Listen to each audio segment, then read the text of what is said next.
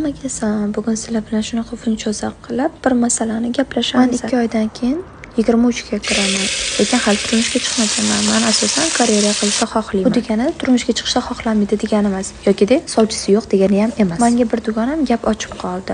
O'qib nima qilarding? Ertaga baribir qozon tovoq bola chaqa bo'ladi. Shunaqa gap so'zlarga sizlar qanaqa qaraysizlar? Men bunaqa fikrlamayman. Nazimda qiz bola turmushgacha bilim olishga ulgurish kerak. Sababi to'ydan keyin uni vaqti bo'lmaydi. Uni shundoq ham oilasi va uy yumushlari kutib turgan bo'ladi. Sizlar jonlar, turmush qochib ketmaydi. Yoshim ham o'tib ketyapti deb o'ylamaydi. Yomonrog'i ertaga to'ydan so'ng hunarsiz, ilmsiz qiz bo'lishingiz. Ilm olish uchun har doim ham o'zingiz xohlaganda vaqt topolmaysiz. Shu uchun fursat bo'lganda o'qib olish kerak. Ham to'ydan oldin qizlar o'qib olish kerak va to'ydan keyin esa farzandini tarbiya qiladi, o'qitadi.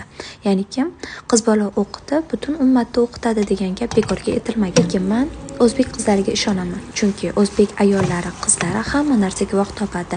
Oilasiga ham, turmush o'rtog'iga ham, farzandlariga ham. Bu mavzuda gaplashamiz desak, vaqt ko'p ketadi. Sizlarga gapirib, funchoza salatimni ham tayyorlab. Menga obuna bo'ling va izohda fikringizni qoldiring.